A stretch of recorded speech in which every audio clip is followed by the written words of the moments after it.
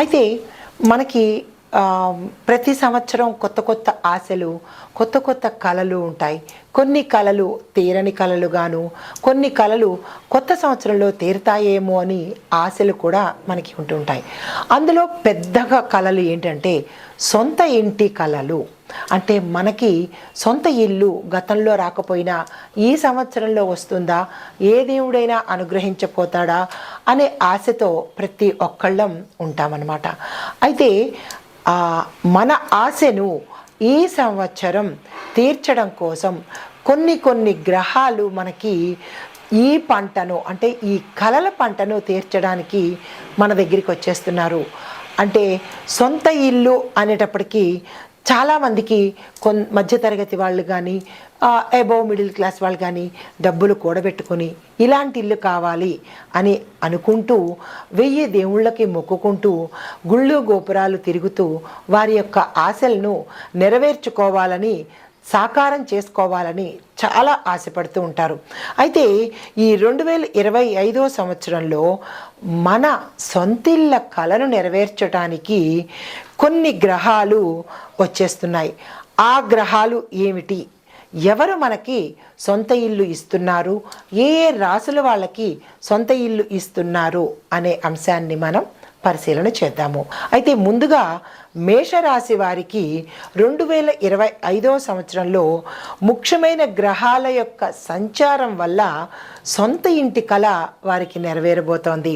అయితే ఈ మేషరాశి వాళ్ళకి గతంలో నిర్మాణంలో ఆగిపోయినవి లేదా ఇప్పుడు కొనుక్కోవాలి అని అనుకున్న వాళ్ళకి శనీశ్వరుడి కారణంగా మేషరాశి వారికి 2025లో ప్రతికూలతలు ఉన్నప్పటికీ అది సహజము. ప్రతి ఒక్క రాశి వాళ్ళకి ప్రతి ఒక్క గ్రహము కొన్ని ప్రతికూలతలు ఏర్పరిచినప్పటికీ కూడా కొన్ని గ్రహాల యొక్క ఆధిక్యత వల్ల మన కోరికలు నెరవేరుతూ ఉంటాయన్నమాట. అలాగే ఈ మేషరాశి వారికి శనీశ్వరుడి దయ వల్ల గృహయోగం అనేది ఏర్పడబోతోంది. చాలా ఖచ్చితంగా మీరు రాసి పెట్టుకోవచ్చు, మేషరాశి జాతకులకు గృహయోగము ఈ సంవత్సరంలో ఉండబోతోంది. అయితే ఈ 2025 కొత్త సంవత్సరం వచ్చేసింది అనగానే ప్రతి ఒక్కళ్ళలోనూ కొత్త ఆశలతో పాటు కొత్త కోరికలు, కొత్త కళలు కూడా, అంటే పాత కళలను సాకారం చేసుకోవడానికి కొత్తగా ఈ సంవత్సరం కొన్ని డ్రీమ్స్, కొన్ని మోటోస్, అంటే కొన్ని గోల్స్ కొంతమంది పెట్టుకుంటూ ఉంటారు. అయితే వాటికి మన గ్రహాలు, మన జాతకంలో ఉండే ఫలితాలు కూడా అనుగ్రహిస్తే కనుక విశేషమైన ఫలితం చెప్పచ్చు. కానీ ఓవరాల్గా చూసినట్టయితే కనుక గత సంవత్సరం కన్నా ఈ సంవత్సరంలో ప్రతి ఒక్క గ్రహము, అంటే మనకి నవగ్రహాలు కూడా వాళ్ళ యథాశక్తి వాళ్ళు ఏమేమి చెయ్యగలరు, ఎవరెవరికి ఎలాంటి కోరికలు తీర్చగలరు అనే అంశంతో ఈ గ్రహాలన్నీ కూడా మేషం నుంచి ద్వాదశ రాశుల వరకు ఏదో ఒకటి మంచి శుభవార్తలు తీసుకురావడము, వాళ్ళ యొక్క బాధల్ని పోగొట్టడము, వాళ్ళకి సంతోషాన్ని ఇవ్వడము, కొంతమందికి సొంత ఇల్లు కలలు నెరవేర్చడానికి శని భగవానుడు తీవ్రమైన సంకల్పంతో వచ్చేసి 12 రాశుల వారికి సొంత ఇల్లుతో పాటు వాహనాలు, వస్త్రాలు, ఇంకా ఒకటేంటి లాటరీలు, ధనప్రాప్తులు, ఇలాంటివన్నీ శని భగవానుడు మిగతా అన్ని రాశుల వాళ్ళకి సమకూర్చాడు. అయితే దానిలో మేమేమీ తక్కువ కాదు, మేం కూడా మిగతా రాశుల వాళ్ళకి, మేం కూడా అన్ని రాశుల వాళ్ళకి, ప్రజలందరికీ కూడా మంచి చేద్దామని వచ్చేస్తున్నారు రాహు కేతు అనమాట. అయితే ఈ 2025లో రాహు కేతువులు ఒక ప్రతిజ్ఞ చేశాయి. ఏంటి తెలుసా? మేము ఈ కోటీశ్వర్లని చెయ్యకుండా అసలు వదిలిపెట్టేదే లేదు 2025లో అని ప్రతిజ్ఞ తీసుకొని ఈ 12 రాశులకు కోటీశ్వరులను చేద్దాము అన్న సంకల్పంతో వచ్చారనమాట. అయితే వేద జ్యోతిష్య ప్రకారము రాహు కేతులకు ఒక ప్రత్యేకమైన స్థానం ఉంది.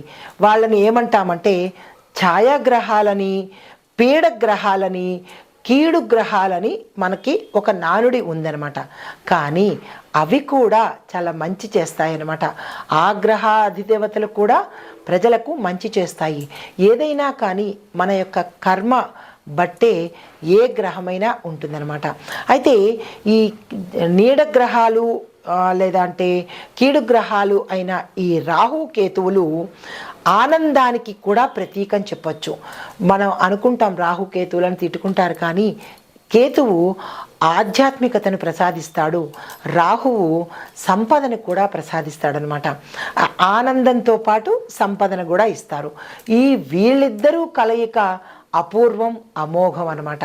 అయితే ఈ 2025లో మే 18వ తారీఖు నుంచి రాహువు మీన కుంభ రాసుల్లోకి వెడుతున్నాడనమాట. అయితే ఈ రాహువు మీన కుంభాల్లోకి వెడుతుంటే కేతువు సింహరాశిలోకి ప్రవేశించాడు. ఇదే సమయంలో కేతువు కన్యరాశి నుంచి సింహరాశిలోకి సంచారం చేస్తున్నాడు. అయితే ఒక కేతువు సింహరాశిలోకి సంచారం చేయడం వల్ల ఈ యొక్క ప్రభావము మొత్తం అన్ని గ్రహాల మీద, అంటే అన్ని రాసుల మీద కూడా ఈ ప్రభావాన్ని చూపిస్తుంది. ఈ కేతు సంచారము 12 రాశుల మీద విశేషమైన ప్రభావాన్ని చూపిస్తుంది. అయితే కేతు సంచారం వల్ల కొన్ని రాశులకు ఆర్థిక ప్రయోజనాలతో పాటు ఆకస్మిక ధనప్రాప్తితో పాటు వస్తు వాహనాలు, తర్వాత బంగారాలు, సొంత ఇల్లు, ఇలా ఒకటేమిటి ప్రజలు ఇన్నాళ్ళు పడ్డ కష్టాలన్నీ తీరిపోయి ఆనందంతో ఉండే అవకాశాన్ని మనకి రాహు కేతువులు ఈ సంవత్సరంలో ఇవ్వబోతున్నారనమాట. అయితే ఆ అదృష్టాన్ని అందుకునే రాశులు ఎవరు అంటే మకర రాశి వాళ్ళకి అసలు ఇంకా వాళ్ళకి ప్రథమం నుంచి జనవరి నుంచి కూడా వాళ్ళకి పట్టిందల్లా బంగారము అన్నట్టుగా ఉంటుంది. వాళ్ళు ఏది ముట్టుకుంటే అదే బంగారం అన్నట్టు. ఎందుకు అంటే గత సంవత్సరం వరకు వాళ్ళు చాలా కష్టాలు పడ్డారు, ఎక్కడ లేని బాధలు పడ్డారు. కాబట్టి శనేశ్వరుడి అనుగ్రహం వలన ఈ రాశిలో ఉన్నవారికి సొంత ఇల్లుతో పాటు వాహనాలు, భూములు, తరువాత ఆకస్మిక ధనప్రాప్తి, ఉద్యోగ ప్రాప్తి, దీనితో పాటుగా ఎవరైనా లాటరీలు కొనుక్కోవాలనుకుంటే కూడా ఆ ప్రయత్నాలు చేసినట్టయితే సక్సెస్ సాధించే అవకాశం కనబడుతోంది.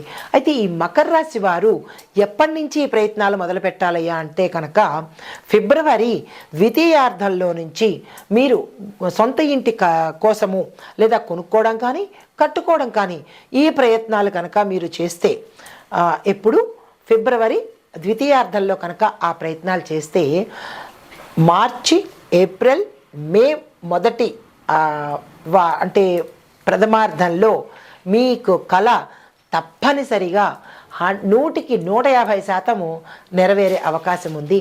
కానీ మీ ప్రయత్నం లోపం మాత్రం అస్సలు మానుకోకండి. ఇది విన్న వెంట నుంచి కూడా మీరు ఆ ప్రయత్నాలు మొదలు పెట్టుకోండి.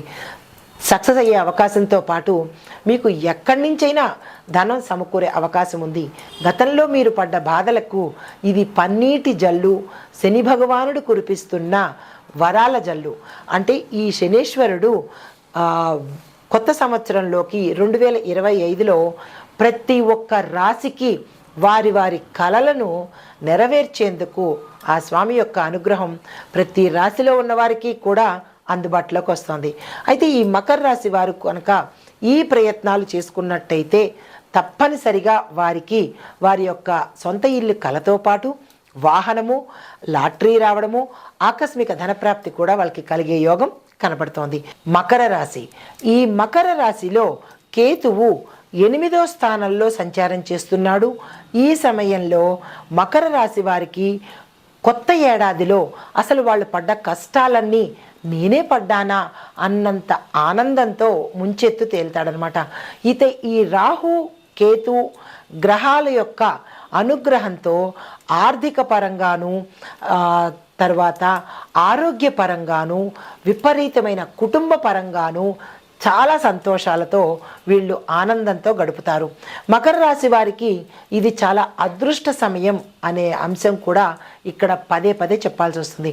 ఎందుకు అంటే ఏళ్ళనాటి శని ప్రభావం నుంచి వీరు తప్పుకున్నారు కాబట్టి శనేశ్వరుడి యొక్క అనుగ్రహంతోనూ రాహుకేతువుల యొక్క అనుగ్రహంతోనూ వారి యొక్క కృపతోనూ ఈ రాశి వారికి అదృష్ట సమయం అని చెప్పొచ్చు. అయితే కుటుంబాల్లో సత్సంబంధాలు నెలకొంటాయి. విడిపోయిన భార్యాభర్తలు కలిసే అవకాశము, పెళ్లి కాని వారికి మంచి సంబంధాలు వచ్చే అవకాశము, సంతానం కోసం వారికి సంతానం కలిగే అవకాశము, విద్యార్థులకు విదేశాలు వెళ్ళే అవకాశము, తర్వాత మంచి ర్యాంకులు, స్టేట్ ర్యాంకులు కొట్టే అవకాశము, వ్యాపారస్తులకు మంచి లాభాలు, వ్యాపార విస్తరణ, వాణిజ్యపరంగా చూస్తున్నట్టయితే ఆర్థిక లావాదేవీలు బాగుంటాయి. రాజకీయ పరంగా మంచి మంచి పేరు ప్రఖ్యాతలు, ఈ మకర రాశిలో ఉండే రాజకీయ నాయకులకు విశేషమైన పేరు ప్రఖ్యాతలతో పాటు గౌరవ మర్యాదలతో పాటు ధనంగా కూడా అంటే ఆర్థికంగా కూడా వీరికి విపరీతమైన విశేషమైన మంచి ఫలితాలు వస్తున్నాయి. తర్వాత సినీ, టీవీ, కళారంగం వారికి, స్త్రీలకు కూడా గతంలో స్త్రీలు పాపం చాలా అవస్థపడి ఉంటారు. ఈ రాశిలో ఉండే స్త్రీలు వాళ్ళకు ఈ రాశిలో ఈ సంవత్సరం చాలా ఆనందంగా ఉంటుంది. ఆరోగ్యపరంగాను, తర్వాత మీరున్న రంగంలోనూ ఉన్న వాళ్ళకి విశేషమైన ఫలితాలు శనిదేవుడు, రాహుకేతువులు కూడా ప్రసాదిస్తున్నారు. దీనికి తగ్గట్టుగా వారు మనకి ఇంత ఆనందాన్ని, ఇంత అదృష్టాన్ని, సొంత ఇల్లు, ధనము, తరువాత వాహనము, బంగారము, ఇలా ఒకటేమిటి మీరు ఏది అనుకుంటే అది ఈ సంవత్సరంలో తీరే అదృష్టాన్ని ఈ 3 గ్రహాల వాళ్ళు మనకు అందిస్తున్నారు. దానికి ప్రత్యుపకారంగా గ్రాటిట్యూడ్గా మనం వారికి ఏమి ఇవ్వాలి? దాన ధర్మాలు చేసుకోవాలి, మంచి కార్యక్రమాలు చేసుకోవాలి, జపాలు, హోమాలు చేసుకోవాలి. ఇలాంటివన్నీ చేస్తే మనం వారి పట్ల కృతజ్ఞత చూపించినట్టుగా ఉంటుంది. ఇంకా మనకి మంచి అవకాశాలు, మంచి ఆనందాలు ఇచ్చేందుకు వాళ్ళు ఉపయుక్తులవుతారు. అయితే జీవితంలో మకర రాశి వాళ్ళు ఇన్నాళ్ళు ఫ్లక్చుయేట్గా ఉన్నారు.